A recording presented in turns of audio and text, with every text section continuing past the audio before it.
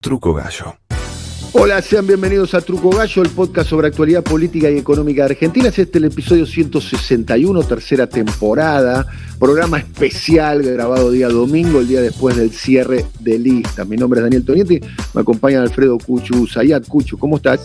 Bien, ¿cómo andan? Buen día, buenas tardes, buenas noches para todos y todas. Se completa Pablo Totó Ibáñez. ¿Cómo le va, Totó? ¿Bien? Muy bien, señores. Muy bien. Bueno, vamos a hablar ahora de Juntos por el Cambio. Ahora Juntos presentó listas. Primera definición, o dos cosas que se ven a cielo abierto. Poca incidencia en las listas de quién era, a vista de todos, el líder del proyecto, el líder del espacio, el ex presidente Mauricio Macri. Poca incidencia. Segundo detalle, hay paso. Y no solo que hay primarias, sino que hay primarias, y no solo en los puestos de abajo, para concejales y demás en la provincia de Buenos Aires o en otros distritos, sino que hay paso para categorías como son diputados nacionales en la ciudad de Buenos Aires y en la provincia de Buenos Aires. Y hay paso, además, por lo menos en la provincia de Buenos Aires, unas pasos que pareciera ser que son las que generan más expectativa. Por un lado, Facundo Manes, con el radicalismo detrás, y por otro lado, Diego el Colo Santilli, con el armado del PRO, conducido y liderado ahora por Horacio Rodríguez Larreta. Pablo. Mira, me parece que la clave es esa. Diste el eje en las dos claves, que finalmente Juntos por el Cambio hace uso de una herramienta que criticó mucho, que intentó eliminar en el 2019 y que es la PASO, ¿sí? Acá hay como una cuestión que suele darse. Los oficialismos tratan de eliminar la PASO. Intentó hacerlo al Frente de Todos este año. Recuerdan que a fin de año los gobernadores lo propusieron, fue motivo de discusión, no hubo número en el Congreso y finalmente se cae esa idea, pero hubo una intención de eliminar la PASO, como también Juntos por el Cambio había tratado de eliminar la PASO en el 2018 y 2019, siempre presumiendo que es una carta, un instrumento que le sirve a las oposiciones. En este caso particular de la elección del 2021, es una herramienta a la cual Juntos por el Cambio le está haciendo uso justamente para resolver, para ordenar la cuestión de su interna, de sus matices, de sus diferencias, que uno puede leer a grandes rasgos entre el PRO y el radicalismo, como regla general, posiblemente esta reaparición del radicalismo que quiere modificar las relaciones de fuerza respecto al PRO, luego de haber sido un socio menor durante toda la presidencia de Mauricio Macri, y también esta resolución, que habrá que ver si es temporal o no. Lo preguntamos, fue una pregunta que nos quedó pendiente en un podcast, esta idea de qué pasó. Mauricio Macri decidió replegar, se salió de la cancha, se autojubiló, digamos, un mes antes del cierre de lista se fue a Europa y se jubiló y se retiró de la política. Horacio Rodríguez Larreta lo convenció de que su tiempo había terminado, o hay algo más, o hay una especie de proceso temporal de acuerdo, de entender posiciones. Macri se corre, pone algunas cosas, pone algunos referentes, hay que contarle a Darío Nieto en la ciudad, hay que contarle a Hernán Lombardi como candidato a diputado nacional en la provincia de Buenos Aires. Después habrá que mirar lo que pasó en Córdoba respecto a Santos y algunas cuestiones más, pero me parece que esa cuestión sigue como un interrogante donde de alguna manera, quizá entendiendo que el debate de fondo entre Larreta iba a ser revalidar su posición ante el radicalismo, una sociedad histórica entre Macri y Larreta hizo que Macri decida correrse, por lo menos temporalmente. Ahí me parece que hay un primer punto. Las PASO como un instrumento válido para resolver las diferencias y la cuestión de cómo se ordenan, en todo caso, la relación interna de Juntos para el Cambio para lo que viene, porque está exponiéndose mucho, está yendo una elección de medio término donde Larreta no solo juega su validación en la ciudad de Buenos Aires, donde todo indica que no va a tener grandes riesgos, pero sí sale a jugar una cruzada todavía incierta en la provincia de Buenos Aires, y el PRO también entró en muchas peleas, entró en una pelea en Córdoba, entró en una pelea bastante abierta en Santa Fe, territorios clave, distritos claves, donde de alguna manera puede reconfigurarse lo que viene. Es decir, de acá puede surgir un Larreta ganador que se consolide como el líder del PRO y también como una de las experiencias, una de las referencias de Juntos para el Cambio para el 2023, como un potencial candidato, o puede ser también que surja, que quede malherido y que tenga que empezar a rediscutir o a rearmar su proyecto 23, si por ejemplo ocurriese algo, la irrupción de Facundo Manes ganando la PASO o algo por el estilo. Ahí me parece que están los dos ejes, los dos puntos para mirar respecto a lo que significa la interna de Juntos para el Cambio. Insisto, la UCR parece que haber tomado vitalidad, básicamente a través de Manes, pero también con candidatos propios en Santa Fe, donde aparece Puyaro, un referente que venía de haber sido funcionario de Miguel Lifchit y que con la muerte de Lifchit se va del Frente Progresista y termina convirtiéndose en un aliado del PRO en el espacio Juntos, también lo de Mario Negri en Córdoba, que tienen que ver un poco con esta configuración de referentes del radicalismo para ganar volumen en el plano nacional. Me quedo con otra historia que es más chiquita, ¿sí? O que es más anecdótica. Por ahí, para alguien importante, para alguien no, uno ya está medio acostumbrado al tema del tránsito catastral y territorial de los dirigentes, pero si vos mirás la lista porteña y la lista bonaerense, Juntos para el Cambio en Ciudad, juntos en la provincia de Buenos Aires, tiene un dato muy particular. Vos mirá, los dos primeros candidatos a diputados de la lista de María Eugenia Vidal y Tetas, son dos bonaerenses que están encabezando la lista en la ciudad de Buenos Aires.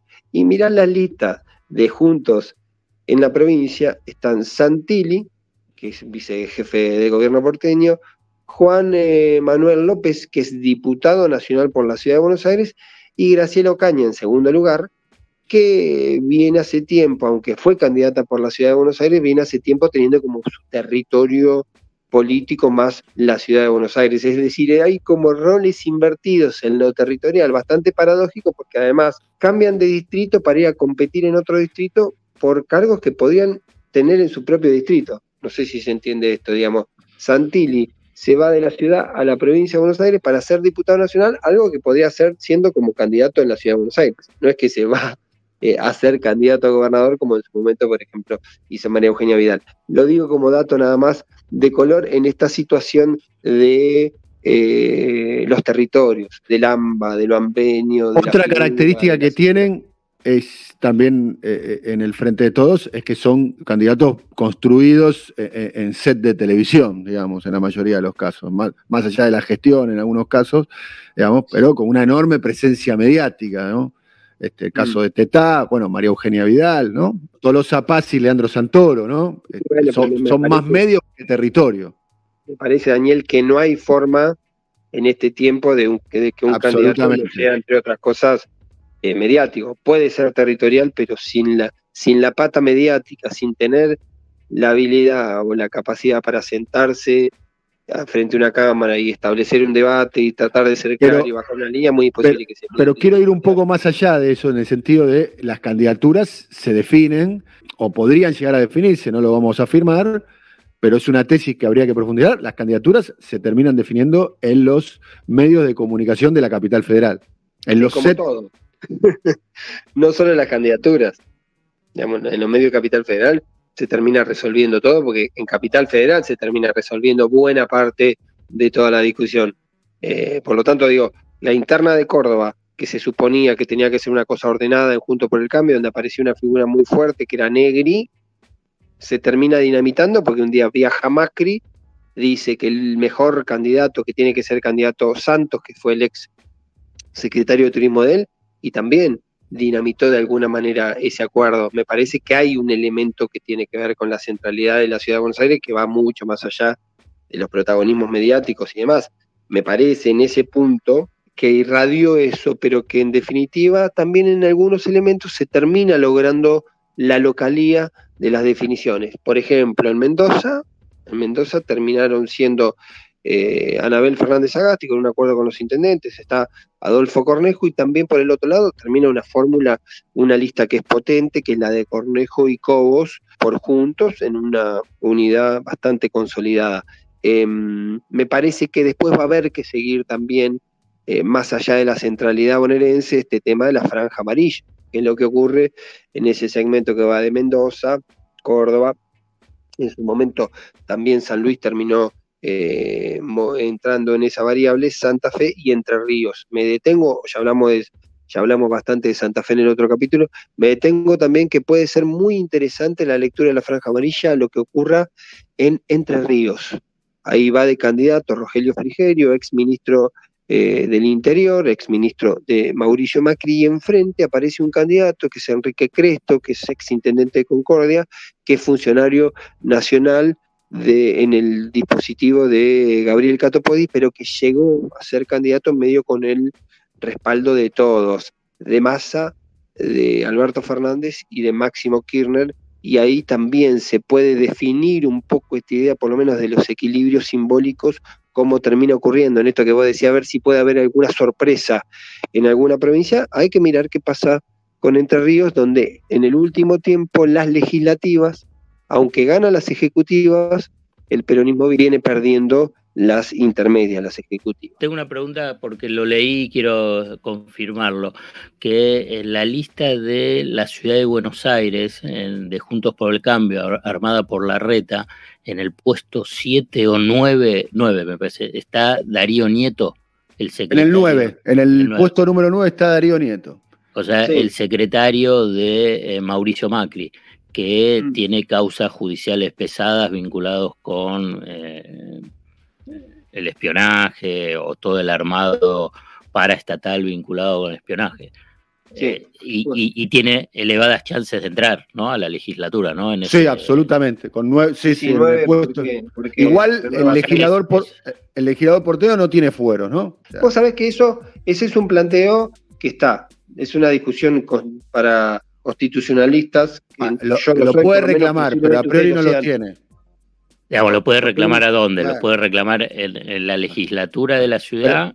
Porque, bueno, independientemente, claramente ahí hay un pedido de Mauricio Macri hacia Larreta y que fue satisfecho. Digamos, sí, con una búsqueda de, más allá de la polémica que la desconozco, de una protección por fueros, esta cuestión que durante tantos años, durante los 4 años del macrismo, se hablaba de los fueros que buscaba dirigente del kirchnerismo. Acá claramente Macri busca la protección de alguien que puede perjudicarlo mucho en causas judiciales. Me parece que es el dato más, desde lo simbólico, es el dato más potente, donde un dirigente expresa por dónde van sus intereses o por dónde van sus preocupaciones. Y que de alguna manera se naturalicen, porque el otro día lo decía un colega, que esta historia debe ser, en la historia del mundo, posiblemente, debe ser la única figura que se convierte en personaje público por una discusión, porque hasta que saltó lo del espionaje, Darío Nieto era conocido muy en el sistema por ser el secretario privado de Macri, pero no era un personaje conocido, no era ni masivamente conocido, salta de ese anonimato a ser conocido por una causa y una denuncia judicial, y eso lo convierte en candidato. Digamos, debería funcionar al revés. Digamos, cuando vos tenés un candidato sospechado de una persona sospechada de un ilícito, justamente la lógica indica que no lo convertís en candidato, porque no convertís en candidato a alguien que está mal visto socialmente porque tiene alguna objeción encima. Sin discutir la causa, sin plantearlo de la causa, digo, la lógica general tiene que ver con eso. Acá, con Nieto, ocurrió algo parecido, ocurrió algo al revés, quiero decir. Y por eso vuelvo a la cuestión de que fue en todo caso aquella charla mano a mano de la que Mauricio Macri salió muy conforme, muy contento, y de ahí unos días después se fue a Europa entre Larreta y Macri, donde Mauricio Macri también intervino muy poco en las listas, decía Nieto, hay que contarlo también en esa cuenta Hernán Lombardi en la provincia de Buenos Aires, algo en Santa Fe, algo en Córdoba, pero no mucho más. Fernando Iglesias también, ¿no? Sí, Fernando Iglesias, más allá de que Fernando Iglesias en el 2017 se convierte en candidato porque Mauricio Macri lo ve defendiendo al gobierno en televisión y lo llama y pide que sea candidato, en esta cuenta Fernando Iglesias posiblemente haya que ponerlo en la tribu Bullrich, ¿sí? Porque encaja más en esa variable del bullrichismo que en la variable directa de Macri. De hecho, todos plantean que no pidió a Fernando Iglesias, que Fernando Iglesias lo termina negociando Bullrich, no Macri, que insisto, pidió en la Ciudad de Buenos Aires específicamente a Darío Nieto. Y que con respecto a Darío Nieto, la última información que hay es que se apeló la falta de mérito declarada en primera instancia a la Cámara Federal de La Plata. Pero la situación hoy de Darío Nieto es declarado en primera instancia, es falta de mérito. Está como fuera de la causa, que fue una decisión que fue apelada por los abogados querellantes, digamos. Hoy está fuera, pero puede quedar adentro en cualquier momento si la situación cambia con respecto a Darío Nieto, el secretario del expresidente Mauricio Macri. Cuchu, ¿qué más ves sobre el posicionamiento del macrismo, del larretismo? Yo observo como para compartir con ustedes que la interna entre Santilli y Manes va a generar expectativa. Y va a movilizar a la base electoral de la oposición, digamos, a los células dormidas, digamos, que se pueden despertar y que los radicales vibran en las elecciones internas, en el conurbano, las diferentes picardías que se puedan generar en términos territoriales. Habría que ver qué pasa, ¿no? ¿Qué pasa con Manes? Si es un fenómeno, una novedad que puede llegar a irrumpir, o va a ser, entre comillas, derrotado por el aparato territorial que tiene el macrismo con sus intendentes, con Valenzuela, con Grindetti, con Garro, con Jorge Macri y demás. Es un interrogante que me presenta la interna de Juntos. Cuchu, Pablo. No, es una búsqueda. Yo creo que el radicalismo está tratando de buscar dentro de esta alianza un espacio un poquito más relevante después de lo que fue esa experiencia con el macrismo. Hay que verlo, hay que ver si se puede revitalizar o no esa fuerza política histórica o queda como quedó durante los 4 años del gobierno de Macri, simplemente como un espacio que peleó simplemente cargos dentro del Ejecutivo o en algunas entidades autárquicas vinculadas con el Estado. Me parece que es la búsqueda. La verdad que hay que ver, digamos, la verdad que tenía base mucho más fuerte de lo que en última instancia recibía del macrismo y es un poco lo que está en disputa. Para vos, Pablo, ¿puede ser una interna vibrante la de Manes, el Colo Santilli o no? No, yo creo que va a tener ese elemento de ser atractiva, por lo menos de generar conversación. El encanto de las internas o de las PASO, digamos, de las primarias, suelen tener electoralmente ese elemento de que lo que se suma en las PASO no necesariamente después se garantiza en la general, pero puede ensanchar el universo de votantes porque hay gente que puede interesarse en participar en una elección entre Manes y Santilli.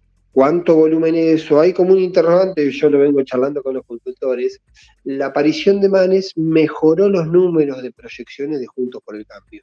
Lo que no está claro si esos números que incorpora Manes eran figuras que aparecían antes como indecisas, si eran figuras que de todas maneras iban a terminar formando parte de los votantes de Juntos por el Cambio y se acelera esa manifestación ante la aparición de Manes, o si en definitiva trajo votantes a priori que no estaban o no iban a estar en Juntos por el Cambio. Por eso también se suele decir, además de ese interrogante, se suele decir que la primera víctima de Manes se llama Florencio Randazzo, porque en todo caso, si había un sector en el medio que podía estar disconforme con el Frente de Todos y a su vez estar disconforme con Juntos para el Cambio y que podía migrar hacia Randazzo al aparecer Manes dentro del dispositivo radical, con historia radical, con involucramiento con el radicalismo, por lo menos con identidad radical, pero renegando, por lo menos desentendiéndose de lo que tuvo que ver con la gestión de Juntos por el Cambio, entonces ahí posiblemente haya un sector medio donde él pueda ir a buscar, ir a pescar, ir a interpelar votantes que posiblemente no. Después habrá que ver qué pasa con el resultado y habrá que ver si, por ejemplo, ante un triunfo de Santilli, el dirigente que fue a votar a Manes en la PASO, después va a insistir y acompañar, por más que Manes pierda, el formato de Juntos por el Cambio. Yo tiendo a creer que las PASO generan un interés inicial, después hay en un esquema electoral como la Argentina, donde los mapas de pertenencia ideológico e identitario son tan fuertes, en definitiva, si alguien votó a Manes en la PASO de Juntos por el Cambio, va a terminar o va a seguir votando mayoritariamente a Juntos por el Cambio, gane o pierda Manes. Pero es otra discusión. Yo creo que en definitiva lo de Manes tiene más que ver con el trasfondo de la configuración del mapa que se viene en Juntos por el Cambio a partir de la elección para el 2023, algo que hablamos de la posición de Larreta, la posición de la UCR, un reproche que está cruzado, se lo dijo en su momento Gerardo Martínez, el gobernador de Jujuy, a Martín Lustó, cuando hubo una foto en la UCR de todos los dirigentes, toda la plana mayor del radicalismo con Manes para hacer una especie de pre-lanzamiento de su candidatura. ¿Recuerdan aquella foto? Cuando sale de ahí, Morales le dice a Lustó: bueno, Martín, ahora te toca a vos tenés que ir a enfrentar a Santilli en la provincia, si lo manda a Larreta en la ciudad. Si lo mandamos a Manes a competir en la provincia, un dirigente importante vos de la ciudad, tendrías que competir en la ciudad. Bueno, ese esquema no se terminó dando, a veces por relaciones, por acuerdos, por convivencias previas, pero también tendrá que ver con cómo se ordena la PASO Juntos por el Cambio. Muy bien. Bueno, terminamos 2 episodios de emergencia, si se quiere, con el cierre de listas. Para terminar como contexto, ¿no? Nos ocupamos en definitiva, de las lapiceras, de las listas, de la lucha por el poder, hilando fino, del palacio, ¿no? El palacio. A mi modo de ver, la política es una correa de transmisión entre el palacio y la calle. Y en la calle tenemos que decir que esta elección que se va a llevar adelante primero en septiembre y luego en noviembre se da en un contexto social y económico dramático para los argentinos y las argentinas, para la sociedad, con niveles, no hace falta ni que lo digamos, ¿no? La inflación, el salario, el ingreso, la pobreza, la pandemia. La pandemia, claramente, ni más ni menos, los muertos de la pandemia. O sea, ya sabemos, ha movido la dirigencia de alguna manera, ¿no? Movió la dirigencia con estos posicionamientos, que son de la vida democrática, ¿no? No estamos haciendo ninguna imputación de nada, pero por otro lado está la sociedad, ¿no? Y cómo va a reaccionar la sociedad en un contexto tan dramático. Para mí, el más dramático, incluso en algunos aspectos, superando a la situación del 2002, del 2003 a comienzo de este siglo. Así que ese será un enigma, que quizás estaremos analizándolo los próximos episodios. Déjame meterte una línea, sí. Una línea de eso. Se resolvió la cuestión de la convivencia política, como dijiste vos, Palacio. A mí me llama la atención todavía, y creo que no está claro, cuál va a ser la conversación de la campaña. ¿De qué se va a hablar en la campaña?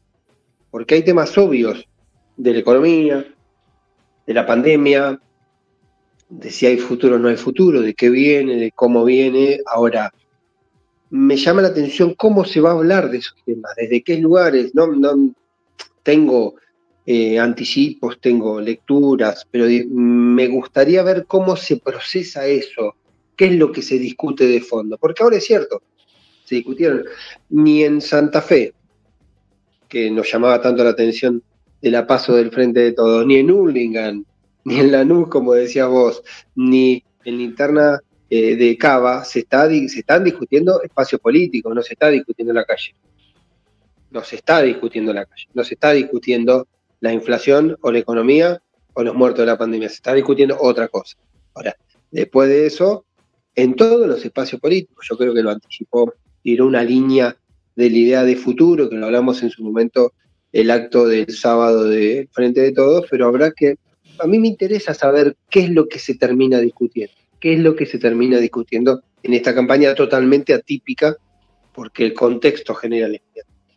Será seguramente tema que analizaremos en los próximos episodios. Cuchu, hasta la próxima. Bárbaro, un abrazo grande. Bueno, no tocamos, va a haber un capítulo especial en hoy sobre el cierre de listas en Gonet. Yo lo había cerrado hace un mes ya, la lista. Y te fuiste de vacaciones, ¿no? Dijiste no. Y las 2 listas de la oposición las había armado hace un mes, eso lo hace mucho también, te quiero decir. Bueno, el que arma la lista, ambas listas. Hasta la próxima, Pablo. Saludos, señores. Bueno, y gracias a los oyentes por acompañar. Hasta la próxima. Coordinación, Alfred Ábalos. Producción comercial, Pablo López. Realización, Simón Villarrubia. Diseño gráfico, Andrés Roch y Lisandro Aira para brasilcomunicación.com.